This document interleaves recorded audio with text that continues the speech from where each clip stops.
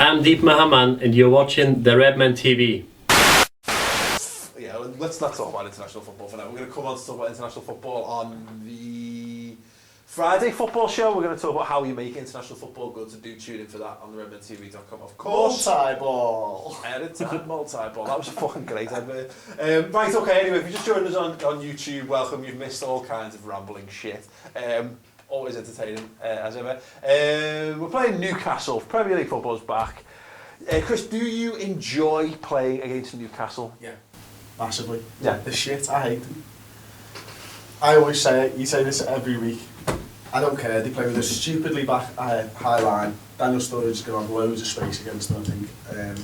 They're just one of those naive teams, aren't they?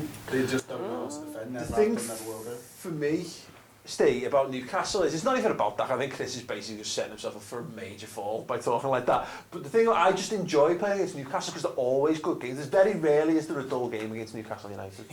Probably because, like you were saying, they're very gung-ho. Even, yeah, probably a little quite that. You're half back to the 4-3s, don't you? And that's what comes to your mind. Yeah. Collymore closing in! Barnes, Collymore closing in! Yeah. Yeah. Fowler's John Barnes. Yeah, sorry. Fowler's diving in into the goal. That's what you remember, don't you? And then obviously last season was a 6-0 thriller. So, you know, just good games, like I say. Obviously you blank out some of the 1-0 defeats and stuff that we've had. I actually don't remember any time we've lost to Newcastle. I can't think of them because, as you say, it is. We lost 2-0 to them 3 games ago. I know, but I don't remember that. Andy Carroll scored against us. Remember we went and bought him for £35 million. What are you doing to me? What are you doing to me? Why? Just thought I'd remember when your nan died? Yeah. You know that dog you loved? Remember the day you died? Forget all the good times, all the fetch in the park now. Adam, you prick. I'm the stats guy. I have to deal with stats. Yeah, no, sorry. But, yeah, I like playing Newcastle. Yeah. Go on, Adam. What do you make of the Newcastle pulling counters? Getting some lovely stats in the Premier League era. It's 1.75 goals to Liverpool to 1.27 goals to Newcastle in the games how it works out. So we'll win by half a goal. Excellent. Winning by half a goal. Over like 13-year period. That's very interesting. Anything other to wow us? At Newcastle, we only actually average 1.2 goals, whilst they score 1.45 goals against us. Can you just show us your little red book? No. Show us No. No. I'm going to carry on with some stats. You'll just zoom in on the books. I'll get the book. We've got 31% win ratio. Look at Carroll as well while you're there, Tom. Boom. Have that. Andy Way Carroll's. out of focus, like. Anyway, Remember this off the top of my head, 31% of the time we win and 29% of the time we draw. And 80% of stats are made up on the spot. Yeah, except I got these off the internet and they're genuine. Oh, yeah, it's on the internet, it must be true. Yeah. You haven't read? Alright, okay, let's have a trivia question. As we know, Kenny Dalglish had spells as manager for both sides, but how many of the King's famous 87, 88 squads have played for Newcastle? That question again. As we know, Kenny Dalglish had spells as manager for both sides, but how many of the King's famous 87, 88 squad have played for Newcastle? I'll have the answer at the end of the show. So I don't want to wait till the end of the show. I'm going to make a note of that because I forget it every fucking week. Answer. Beautiful professionalism as ever. Okay, well, obviously what we're going to do, we're going to change the format of the show a little bit. We're going to talk about Newcastle first, we're going to have a little musical interlude, and then we're going to come on to talk about Liverpool. So let's focus more on Newcastle then. Chris, what have you made of Newcastle's season so far? I was quite surprised that they're as high up the table as they are, given how much has been made about how shit they've been. First couple of games, wasn't it? But since then they've been steady, haven't they? They've been alright. I've not seen loads of them, to be honest, but Pardew's not a bad manager. I don't think he's a 7-year manager either. I don't think he's a good manager, but I don't think he's a bad manager. And Kinnear obviously offers them something. He's got contacts. Comedy value? The only contacts Joe Kinnear's got are what he swaps his glasses for, like. Let's be honest, like, seriously. Newcastle fans, if you're watching, put me here. Newcastle fans. Hello. Let us know your thoughts on why I. How are you? Let us know your thoughts on Joe Kinnear. I know a few of you watch. How much do you hate Joe Kinnear? That's a simple question. Let us know in the comments section underneath. Steve, what have you made of Newcastle then? Because you know, they had a fantastic season 2 years ago. They came up and they surprised pretty much everybody, made some great buys. Last season they were shocking. They finished 5th from bottom. And then in the summer they rectified that by signing no one. But Loic Remy on loan. This season, that's what it's kind of been a microcosm of the two. Doesn't that make sense? They've been really good at times. Last week they were fantastic. Winning the Cardiff, the team really struggled to win at Cardiff. That was a good result. That knackered my accumulator up.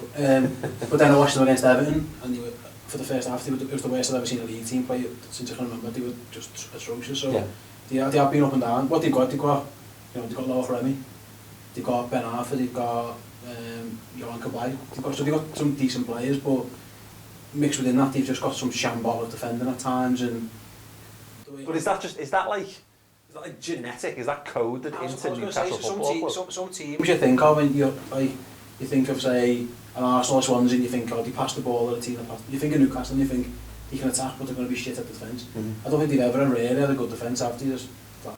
They've had some great defenders, and some decent goalies, but then they've never... Apparently, Colaccini's meant to be injured for this one as well, isn't he? Which doesn't bode especially well for them.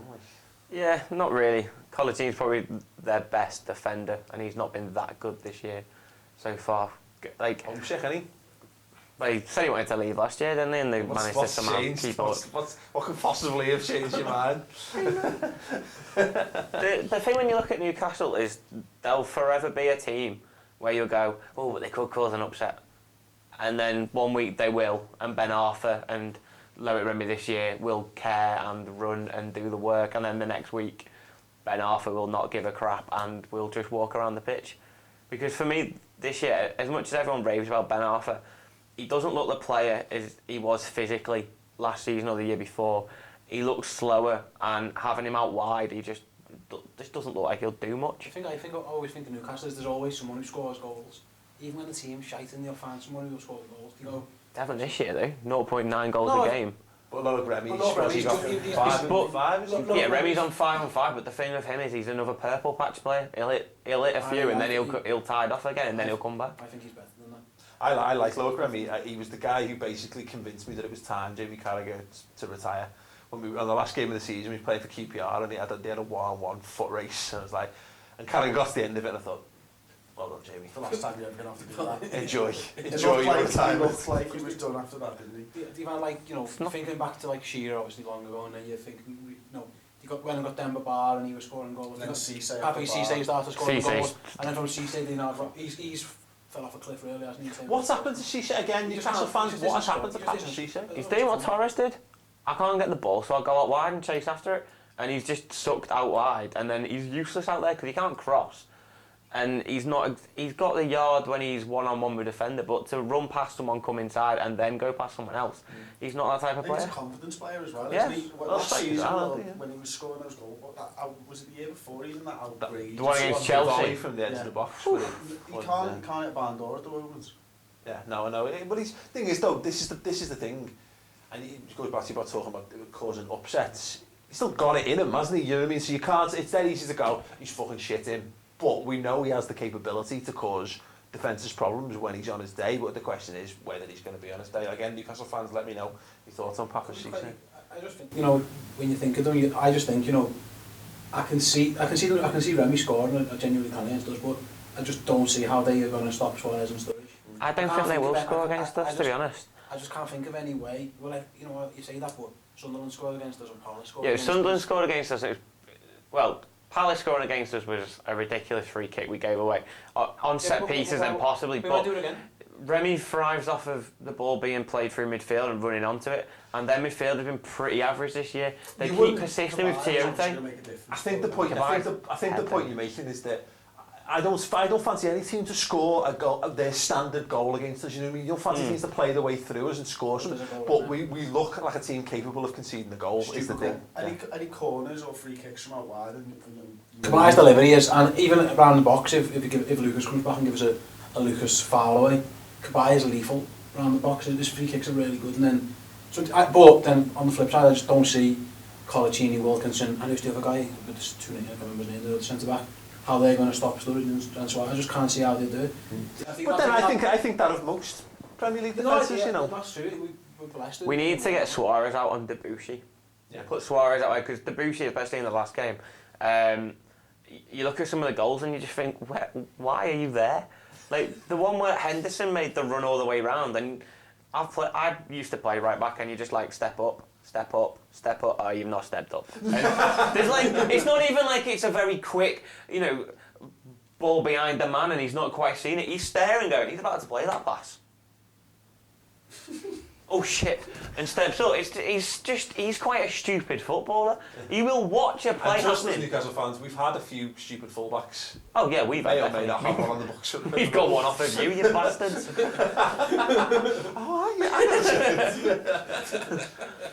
Oh, But Oh, I think it'll be a decent game.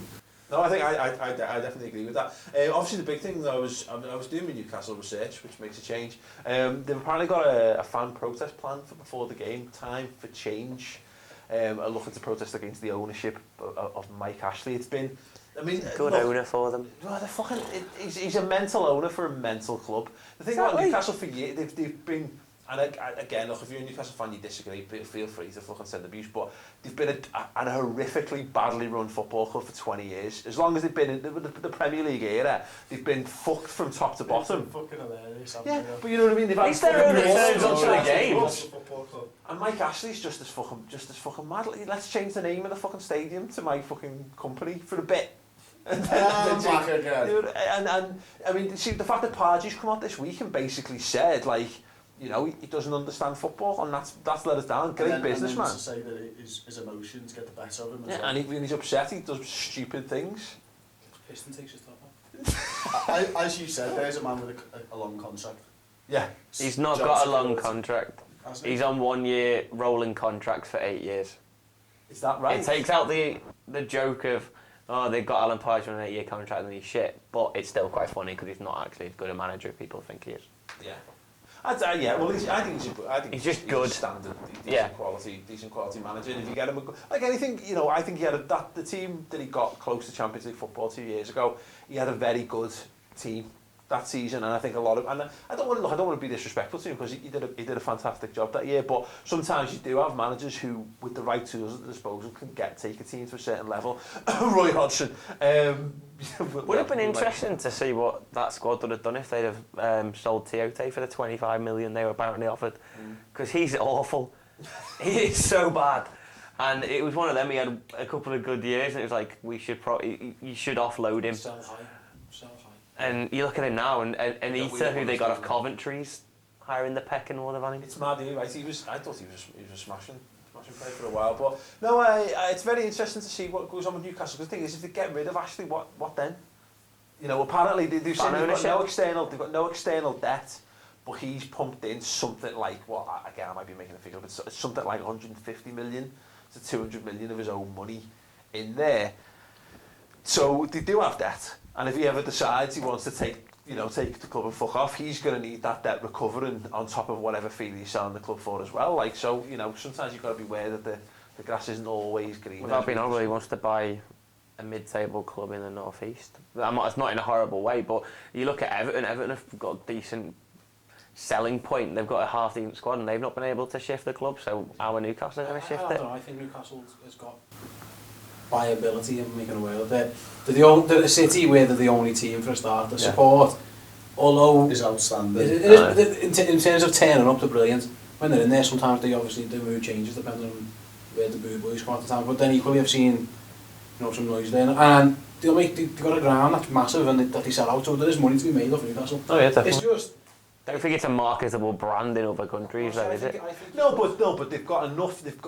Without having like masses of history or whatever, they're still surprisingly well. They're a pretty well-known club. You know, they're unique in the way that not many clubs with the black and white stripes and all that bollocks. Like, but no, I think Newcastle. I disagree. I think Newcastle would be more saleable than Everton. Oh, 100%, because they've got a ground.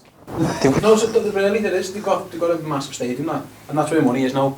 Money, it's in tickets and sponsorship and naming rights for your ground. So some fella could come in and go, listen, we'll call this the Emirates or the Etihad, you know what I mean? Make X amount of money on this. That'd be really confusing for your sat-nav, that, wouldn't it? Well, I'd rather they didn't call it both of them. The Emirates Etihad. But you know, they could come, the Wonga Stadium, like they were going to name it or something. Oh my God, imagine. But I think the Arsenal, they're still a decent club in terms of the fan base. I feel sorry for them at times because they do get dragged. We've had ownership. They ran like an 80s sitcom. We've had issues. They just make the odd couple and with Pardew's in there. You just think that there's a decision to be made. But the same people will make that one.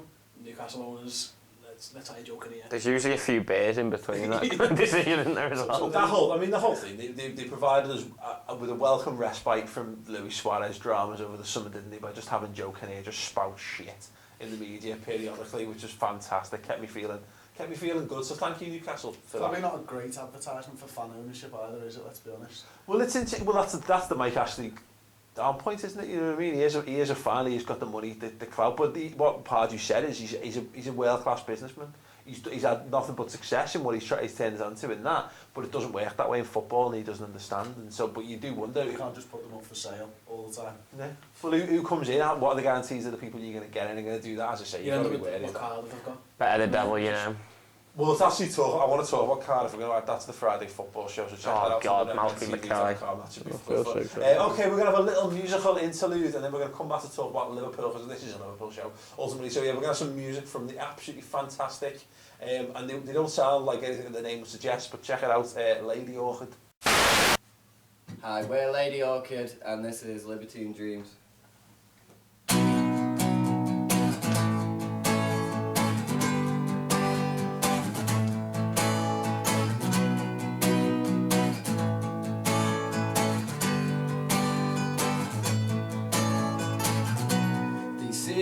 Boxes all around you, little boxes you should never look into. They cast a shadow all around you. Look out the light so you can see what you should do. I just can't shake my libertine dreams. They tear me open apart at the seams. I just can't shake my libertine dreams. But you only live once if you know what that means. Oh, oh, oh, oh, oh, oh, oh, oh, oh, oh, oh, oh, oh, oh,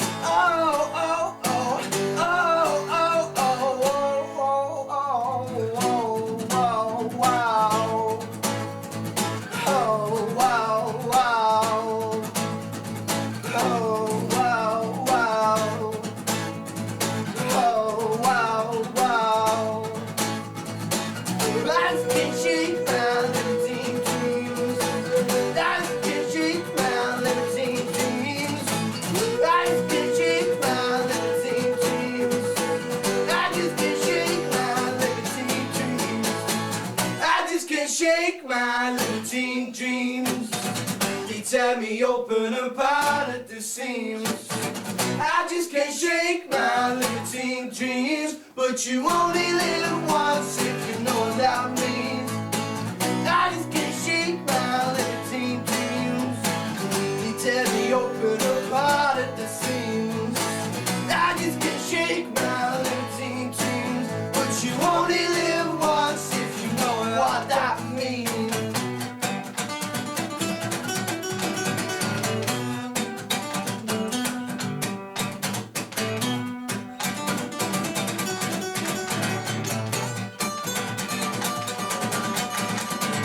I just can't shake my libertine dreams. I just can't shake my libertine dreams. I just can't shake my libertine dreams. I just can't shake my libertine dreams.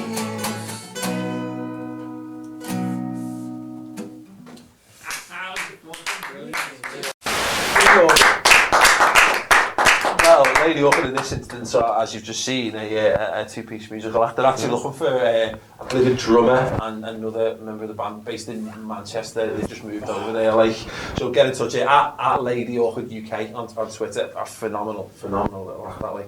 Okay, let's talk about the Mighty Reds then, because I know that's what we're all here for. And back into your comfort zone, Chris. Let's see. How would you expect Liverpool to approach this game? I think we're just going to score more goals, Dan. It's a sort of typical fucking score goals, cliche. Don't concede them. I think you just go out and attack Newcastle, because I think they'll make mistakes in defence, and I think that's how teams will play us as well, to be honest, because I think we're prone to making mistakes. But I think if we can get to start high pressure game, high tempo, just get an early goal. Yeah. Steve, obviously there's a potential that we might have some players back from injury for this, but well, taking that into account, would you stick with the formation we've been going with recently, stick with 3 at the back, or would you revert to 4-3-3? No, stick with it. We've won our last 2 games, and yeah, stick with it. Why change it? What it does, like we always mention, it gets Sturridge and Suarez up front as a 2. Yeah. There's talk, how else would you do it? Maybe a diamond or maybe a 4-4-2, but then you change your formation again for something. Why change it? It works. I mean, if anything, the players coming back are more suited than the ones, like for example, Johnston is obviously a better right back than Henderson and Sterling. It's just stupid to say, but it's an obvious point. He is. Coutinho, if fit, is probably is a better 10 than Moses. So the players coming back in, it suits them to the ground as well. And I'd like to see it, give it a go while everyone's fit. I think, if I'm honest, Roger stumbled upon this. I don't think he ever envisaged from the start of the season that he was going to be going 5 at the back or 3 at the back. I disagree with that. I think with the amount of centre-backs we signed, I think there was definitely something in there. I think that's a bit of a look at it. The thing is, their biggest threat's going to come out wide. They're going to try and go on overlap with the fullbacks of Debussy on the right, and they'll probably push Ben Arthur out right if they do play him. Or with Johnston and Enrique, push the fullbacks and the wingers all the way back, and you'll completely isolate Remy up top. You'll have 3 on him, and then you can kind of just go, right, this is our midfield. We're going to go move you about, and then Suarez and Sturridge will destroy you. Well, there's a point to be made there. If they do go for 1 up front, do we need to have 3 centre-halves to bother with them, you think? Yeah, just completely shut them down. Make them null. Because the thing with Newcastle, their biggest threat is hitting you on the counter. And if you can make Remy non-existent and you can basically just get rid of that counter-attacking element, you can just sit on the ball and have 65-70% possession. You massively disagree when I say this, but you think it's the opposite. I don't think midfield's that important this year. Yeah. Anyone? You've said. I think midfield will win leagues. You say midfield, but I say the opposite. I think all Liverpool need to do this year is be boss in our own 18-yard box and be boss around theirs. And whatever happens in the middle is kind of... obviously you need a good midfield, but it doesn't have to be a brilliant midfield. And I think if you've got 3 centre-backs as good as we've got at the minute, playing as well as they are, all 3 have been really good. It's actually a fascinating point, because I think you might have made this on the podcast, on the Bib Theorists podcast. Have we got a podcast? What? Have we got a podcast? Yeah, the lads from the Bib Theorists, do check out the bibtheorists.com. They've got a fantastic website as well. Yeah, Redmen TV shop. Where's my that from?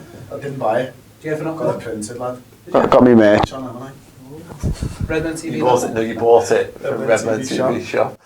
Now, this point about midfield, with you to say, it's one of those statements that you go, I don't think midfield's that important. Bullshit. Utter bullshit. Now have a think about it. Oh, actually, now that you think about it, yeah, no. Because look, I'm of the opinion that just having as many goal threats in your team, look, Robin van Persie won the Premier League for Man United last season, and they had the best attacking lineup and they had the best attacking options, and I think ultimately that's what paid off for them. Look at the midfield. Everyone raves about Carrick, and I think Carrick, I've been a bit critical of Carrick for no reason other than he plays for Man United. But he's a decent player. He's a good footballer. But look at that. Man United have had issues in the centre of midfield for years, and it's not had any real detrimental effect on their progress. The most important people are obviously strikers, but then fullbacks and wingers are more important than centre midfielders. Fullbacks are attacking options now. The modern day fullback isn't just it's probably more attacking than defending now for fullbacks. Position to play. Yeah, they're just wingers technically. They're just overlapping wingers. I just think how can we we've got a decent midfield. It's not brilliant. It's not crap. It's somewhere in the middle. So why not just our strengths now? We've got really good centre-backs and really good strikers, so let's play to our strength. If that means that we've got, we're used to Alonso's and we're used to Gerrard dominating midfield, and we're used to, Xavi doing his passing, and even before that, you're talking Barnes, whatever, Moldy, whatever. Souness, even further. But you don't worry about it no more. Just think, let's stop them scoring and let's score some goals. The thing with midfield, It sounds stupid. I just think. I think it's an oversimplified statement, isn't it? It is. But I'm not saying it. you couldn't put any fucking jokers in those two midfield slots. You've got to protect the defender, and you've got to create chances for yourself. yeah, that's a good point. But the different way a midfielder looked at it, you'll have some people look at a midfielder and go, "That's very creative." That you'll have some midfielders where you look at and go, "Oh, that's very good at protecting the back four." Our midfield is very good at one, recovering the ball, and two, passing it about. And just sometimes when we're under pressure, just going, right, the ball's ours, we're going to go play with this for a little bit and take the pressure off of us. But that's what we can do with this formation. Yeah, but when have we done that? When have we done that? I'm sorry, Adam, we disagree quite a bit on this formation. Listen, use just. That's fine. How's it going?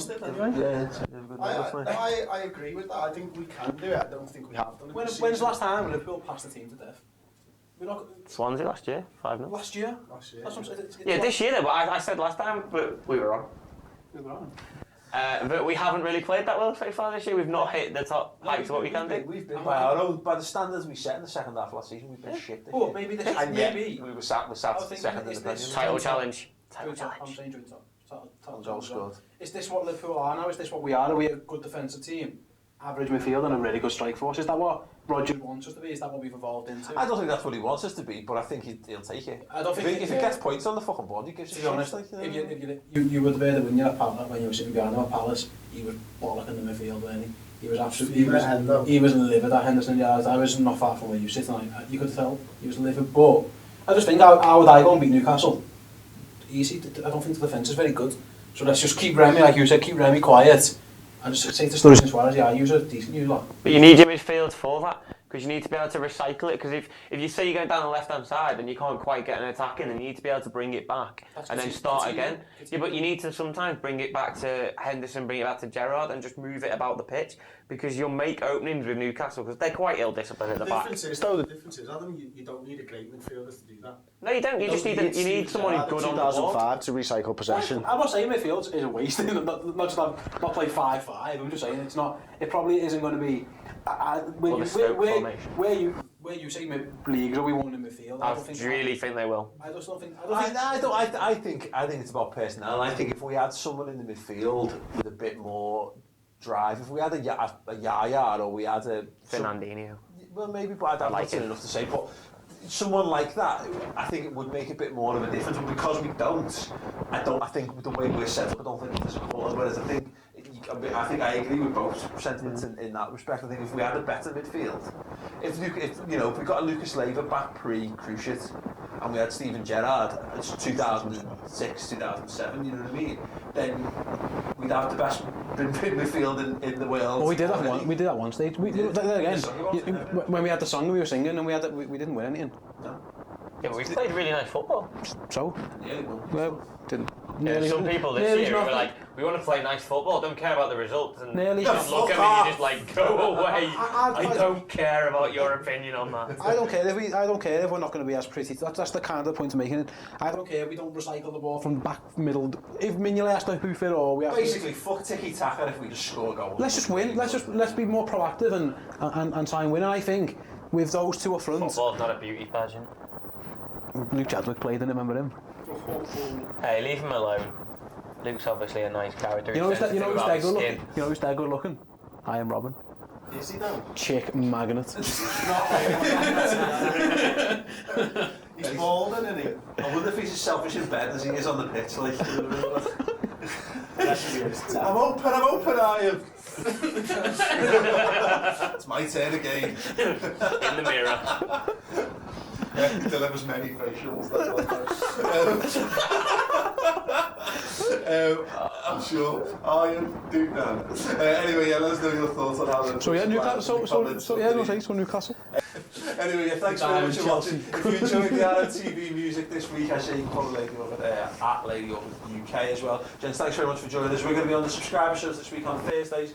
Reds News Roundup Show. We're going to be talking about Steven Gerrard's longevity, Daniel Sturridge, Liverpool's team spirit, Fabio Parini at Sunderland, Liverpool's fixture changes, Direction.